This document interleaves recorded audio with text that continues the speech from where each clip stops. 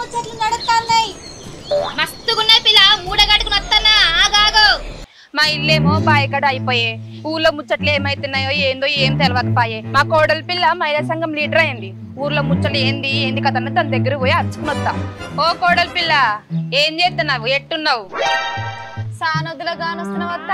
కుసో కుసో. అమ్మ ఉండవే ముసల్దాన్ లాక్కట్లా. అప్పుడే ముసల్దాను అయినావే అత్త. అంత పైలమేనా? అంత పైలమే. మా ఇల్లేమో బాయకడ అయిపోయే ఊర్లో ముచ్చట ఏం తెలవకపాయే. ఏం జరుగుతుందా ఏందని అరుచుకుందామని వచ్చిన. ఏం ముచ్చట్లు కావాలత్త నీకు? నువ్వేమో మహిళా సంఘం లీడర్ కదా, ఏం జరుగుతున్నాయి అరుచుకుందామని వచ్చిన. చెప్పు జరా ఏం కావాలి చెప్పత్త. ఇక చెప్తా ఒక్కొక్కటి.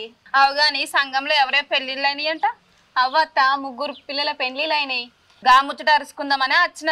అట్నా?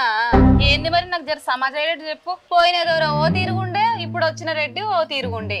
ఏం పోయా ఇద్దరి మధ్య? పోయిన దొర ఇప్పుడున్న దొర ఇద్దరు రాజుల పోకడేనాయే. అయితే ఇద్దరి మాటలు నీటి మీద రాతలేనా?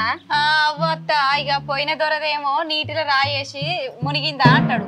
ఇప్పుడు ఉన్న దొరేమో నీటిలో రాయేసిన రంధ్రం పడ్డదా అంటారు. గట్లుందే ఏలటోల ముచ్చట.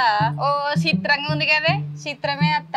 నుక్కు కోసిన మునుపటి మొగుడేనా ఏమన్నట్టుంది ఈ ముచ్చట. ఆడోళ్ళకేమో సవలతులన్నీ కల్పిస్తా అన్నాడు.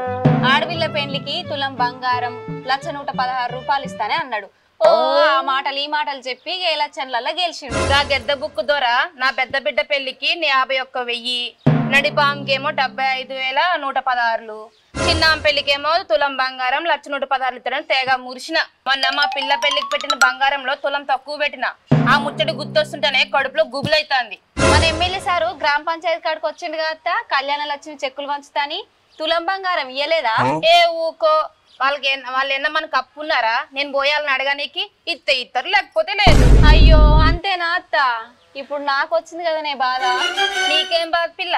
మహిళా సంఘంలో ఉన్నోళ్ళు వాళ్ళ బిడ్డల పెళ్లిళ్ళు చేసిన వాళ్ళు అంతా నన్నే వచ్చి అడగబడతారు. ఇక నా బిడ్డ పెళ్ళైనా 7 నెలలకి కళ్యాణ లక్ష్యం చెక్కొచ్చాయి.